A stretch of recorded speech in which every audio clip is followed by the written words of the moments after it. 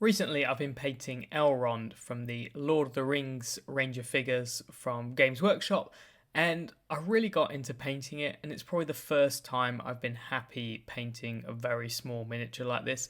I mean Lord of the Rings scale, because it's way smaller than something like Warhammer 40k. But then Emil from Squidmar Miniatures was like, hey, could you paint something for my Kickstarter campaign? And I was like, yeah, that sounds cool. Thinking, it would maybe be a 75mm miniature, which I love to paint. And then I saw what he wanted me to paint, and it's slightly bigger than this Elrond I've been enjoying. So yeah, in this video I'm going to tell you how I tackled the biggest miniature I've ever painted. Let's paint the owl. I'm sure you've seen it already, but if you haven't, please check out Squidmar's new campaign over on Kickstarter, and it's this Champions of Sona fantasy range of miniatures, and there's some awesome stuff over there by some fantastic sculptors, so yeah, really check it out. A lot of people I know are painting the box arts for it, which is really cool, and yeah, I'm the one that got to paint this BROK MOONTURNED, which is, yeah, it's the biggest miniature on the campaign. It's the biggest miniature I've had to paint. And yeah, I haven't got a lot of time to paint this because I received it very close to the campaign starting. So I must admit, I'm going into this project quite nervous. And I don't do box arts very often because I know I feel that there's a bit of pressure and it just doesn't really work for me a lot of the time, which is why you won't see me doing many, but this is one I really wanted to be part of. Now, spoiler, I was a little intimidated. Well, not intimidated, just worried if I was going to be able to paint such a big miniature and make it look good. And spoiler, it's way easier than I thought it would be. So my main aim in this video is, if you're on the fence of buying this big miniature, is to make it accessible. So I hope I can give you some tips and you can adapt them how you want. But seriously, I'm really enjoying this. I'm obviously only halfway through and I've started the orc as well, but it's really different and I'm enjoying it a lot, and I can't wait to share the whole process with you and yeah, finish it. And I'm hopefully going to bring it along to a competition as well, just in time. But let's get into the painting now and show you how I tackled this huge beast. So I actually added a big lump of milliput as an extension of the rock, and I put a 3mm brass rod that goes into the back of the leg. It doesn't need it, it's not necessary, but I was doing this as a commission and I want to fly this to Italy, to Monte Sant'Avino, and I'm also going to post it to Squidmar, and this is not cheap, this commission, so I just don't want it to break. If I was you and I had it at home, I wouldn't be worried about it. They actually cast it with a metal rod through the leg, which is fantastic work, and it's absolutely fine, but I just want that extra security because this is kind of my job, and yeah, I don't want ML to be unhappy with the work I'm doing. I used an automotive primer. In the UK, we've got a shop called Halfords and they do a car primer, and it's just a grey. And the reason I use that is it sticks to the miniature super well. So I sprayed it with this all over and I actually left it for a day or two. I don't normally bother with this, but I wanted to make sure it had really cured and it was definitely not going to move from anywhere. Then I blue tacked some of the parts where I was going to be gluing the miniature, and I actually primed it again, this time with one of the fantastic sprays from Colourforge, and this is their really dark brown they use, and it's a little bit like Rhinox Hide from Games Workshop. So if you're not using an airbrush, I really recommend picking up some good rattle cans. This can save you some time. I then did a little bit of a sort of pre-highlight with some Tamiya flat white, and this was pretty much just for the orc, to be honest, and I wanted to make sure I had my lighting consistent with the orc and the owl, and I was going to be painting them separate. So I essentially just sprayed the orc from the right hand side because I wanted a lot of light to come in from this side. So I was going to do a really exaggerated effect, and I think this can make the miniature look really cool, and it'll have a lot of impact whilst not taking a lot of time, because essentially I'm going to focus all my highlights into one small area and just bring focus to the orc and the face of the owl. I've actually got a fantastic reference to use, which is the official one from the Sona campaign, and this is super useful for me. I could of course come up with my own scheme, but why not do this fantastic artwork, and I can really use a lot of lessons in this artwork. I'm always using pieces of art because I feel I can learn from these guys. You know, they're proper artists, and I can learn how to paint some stuff if I just copy their amazing work. If you look at the art, it's actually a fairly dark coloured owl, a dark grey, and that makes things a little bit easier because dark greys are obviously going to go on easier than a very pale bone coloured owl or something like that, so that's helpful. And then we've got a really strong orange in the eyes, so that's what I want to do, a nice natural feeling grey, and put all the emphasis on those eyes. And I love the colour scheme for the orc as well, that kind of golden yellow skin.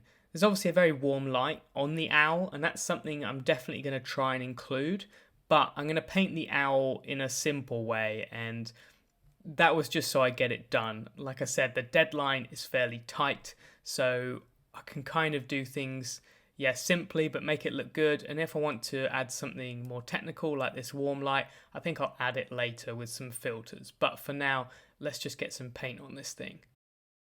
I'm going to use a lot of scale 75 paints, and that's because they do these really nice greys that are very desaturated, but they have some nice tone in.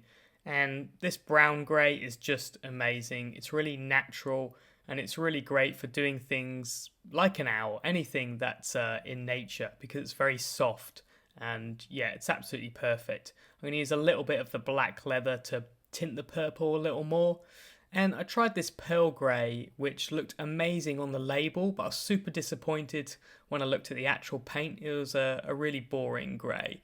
I wish it was like the colour on the label, because it has that purple tint I really wanted. But anyway, the other colours were absolutely fantastic. And I think if I want to add that warm light, I'll use some sunny skin tone to give that tint of orange and warmth.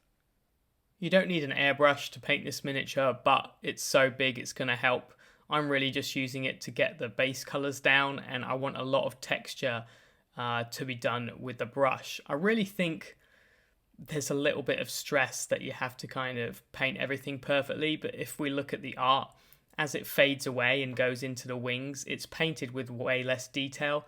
And why not do that? Because it looks cool and it makes it not so stressful. Like, I'm not going to paint every single feather with perfect little lines on. That's just silly. And I think there's definitely a painting meta where we feel we have to do these things. So I'm going to just try and make this mini look cool, and I might not be putting a lot of paint on certain areas, but I think it can still be great.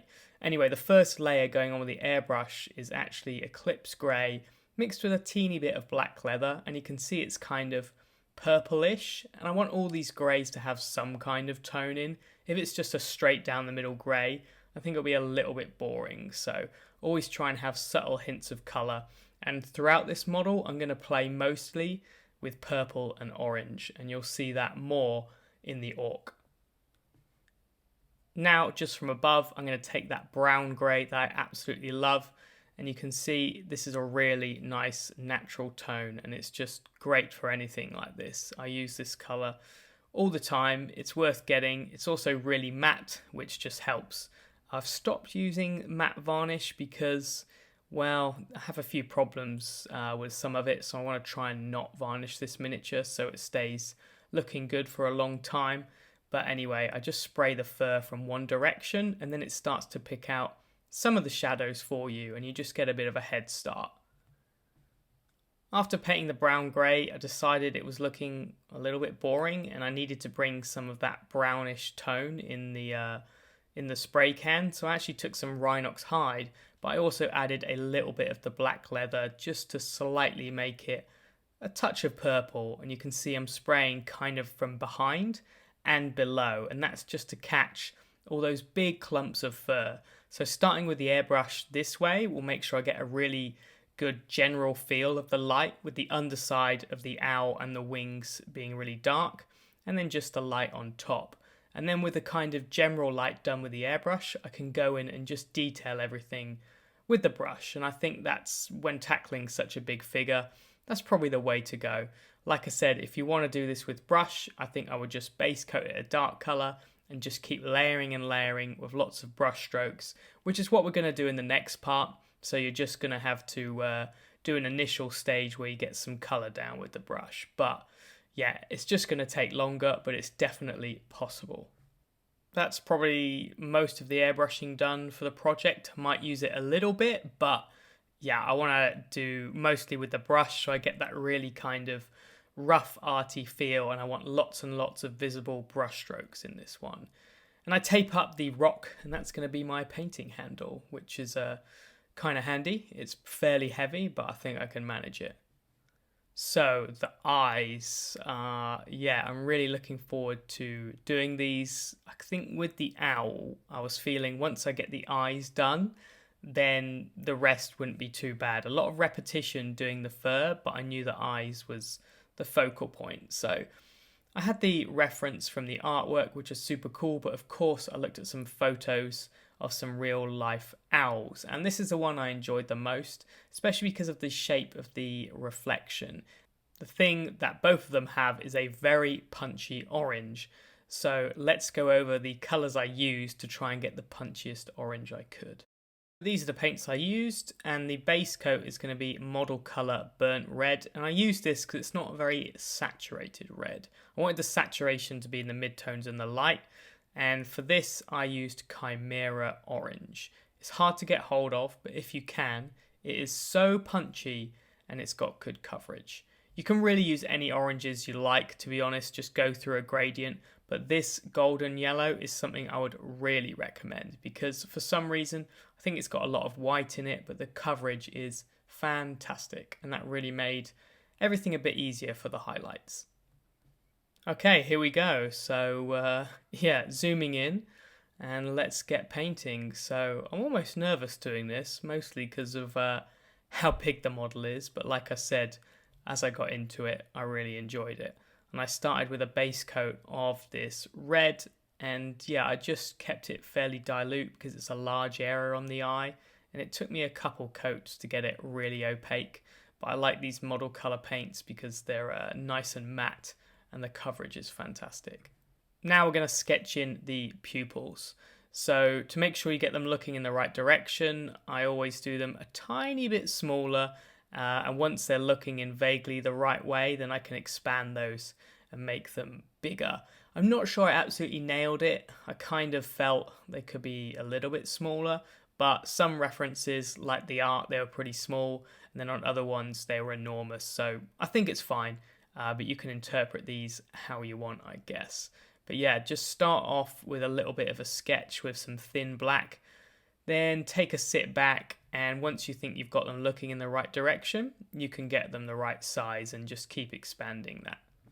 I do this early on because you can correct any mistakes with that red base coat, and that's much easier than once you've done a beautifully highlighted orange. So I just took my time to make sure I was really happy neatening up with the red before I started blending up that orange.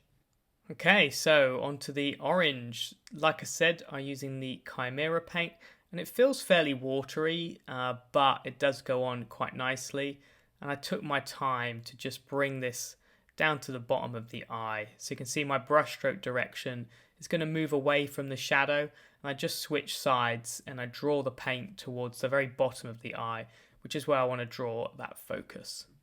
The beginning is fairly simple, and I just take my time to layer up through the oranges, and you can do some incremental mixes. So here is Chimera with a little bit of that light orange in, and that actually helps even more with the coverage. And I just build it up so the brightest part is going to be on the bottom of the eye, and that's what it was like in the reference, but you could do something more interesting, like have random patterns and things like that.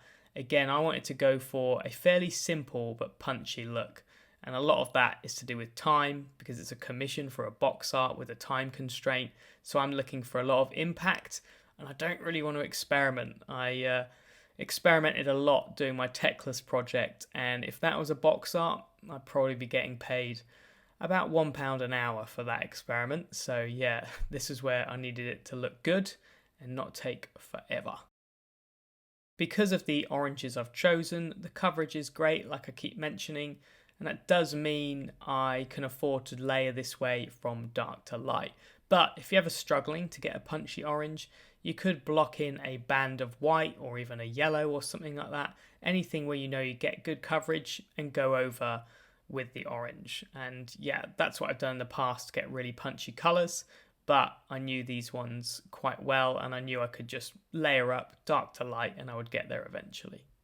So here you can see I've got the light orange and I can start to mix in some of that golden yellow. And this paint is just awesome. It goes on really smoothly, which is crazy considering it's a yellow, and it's starting to look pretty cool, I think, at this point. Here I'm finishing up with some pure golden yellow, and that's going to be the final highlight for the orange. But what I am going to do is go back with some glazes, which is going to blend the colours together, but also it's going to add even more intensity because we're going to glaze those oranges in reverse over this very pale yellow colour we've built up. So I'm going in with the Chimera orange and I've diluted it a lot, and what I'm going to do is move the paint over the yellow but push the orange into the shadows, and this is going to blend it together. It's going to make it smoother, but the orange you get is going to be really intense. And you can do this as much as you want. It depends on how good a job you've done with the layering. I just needed a little bit to smooth it out and add that intensity. Just slightly move up each time and you can work your way through in reverse with the colours you've used, finishing with that burnt red if you need to do it. You can see I've got quite a messy area of highlight where it just jumps into the shadow, so I'll use some burnt red to tidy that up. Once you're happy, it's time to paint the eye reflection. And really, the only thing is get your reference and get that shape right. So I painted it one way, but changed my mind. And I think what I would do is start with Rainy Grey from scale 75. Then I would use a blue grey and then finally finish with a little bit of that intense white. Here you can see me kind of ghosting on the shape, and this is what I would do with Rainy Grey. Here I did it with dilute white, but I ended up redoing it and it looked better, but I wasn't expecting it to look that much better, so I didn't record it. But it's the same thing, you just need to paint on the shape, just build it up with a few different colours. This was actually absolutely fine the way I did it, but I think it's better to have a more diffused look, so it's sort of a wishy-washy grey before it goes into that intense white. The other thing I tried was these little trees by having little lines in it, but I don't think it was quite convincing because, yeah, it's not really sure why it's there, and I think the scale is, even though it's a huge eye, it's still not quite big enough for that to translate as, oh, there's some trees there. That's my opinion anyway, which is why I redid it, and I just did it with these greys. The cool thing is, this was absolutely hell when I did the white dot for my Elrond eyes, but for this, it's brilliant. You can just do a proper shape and have fun with it, and it's what can make them look so cool, so I would enjoy it.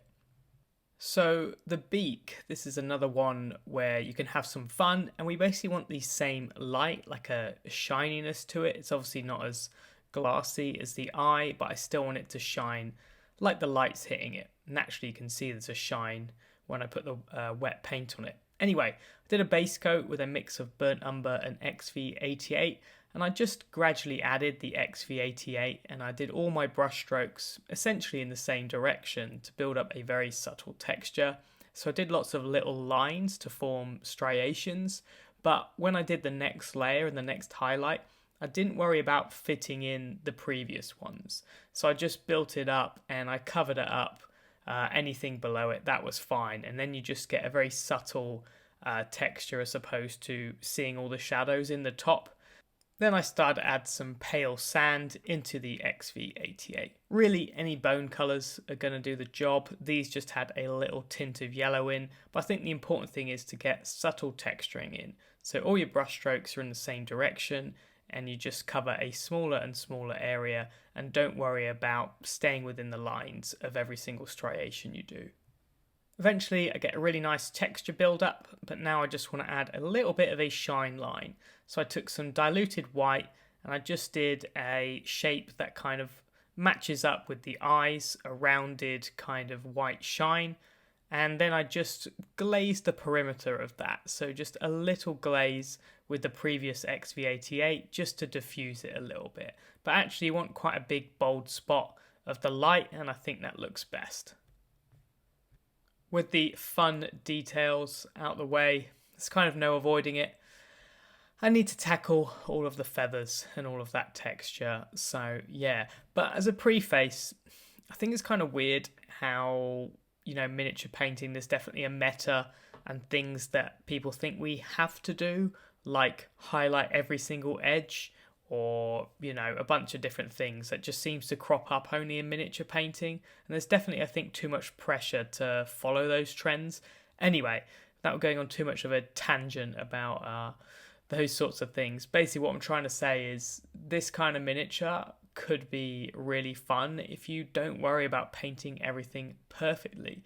I think it's cool if you can see your brushstrokes just like the artwork. Obviously, this is an excuse to paint it poorly or not neatly, but I think visible texture and visible brushstrokes is going to add to this piece. And basically my intention is to detail it close to the face, and as we get further away, it's going to have less detail. So I really want to fade that out and make it really precise and sharp around the focal areas, and then bigger and looser brush strokes as we get towards the tips of the wings. I hope you enjoy that style, and my main reason, like I said, is so you're not worried about painting this miniature. I'd really like people to pick this up and get paint on it, because it's always frustrating. If you're a miniature company, a small one like Emil and like myself with the Cult of Paint miniatures, you want to sell them, but you want paint on them. So hopefully I can help a little tiny bit with this video. Because I started somewhere in the middle with the grey, I added in some shadow lines in the top of the kind of eye circly bit. I don't know what they're called on owls. And this was with that Rhinox Hide and black leather mixed we used with the airbrush.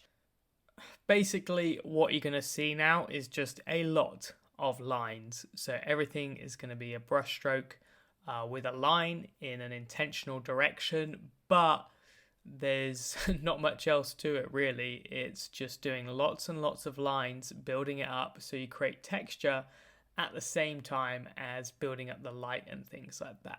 And it's absolutely effective. It's not super difficult because you just have to take your time building this up, but it is repetitive. So it's a little bit of a slog, but what I'm going to do is just do like a little bit each day, probably take a break, do the orc for a bit, and it's manageable. And like I said, it would be silly to do perfect lines over every single part of this miniature. I think that will take forever, and it just isn't needed really. So we'll focus on the face first of all, and we'll see how it ends up.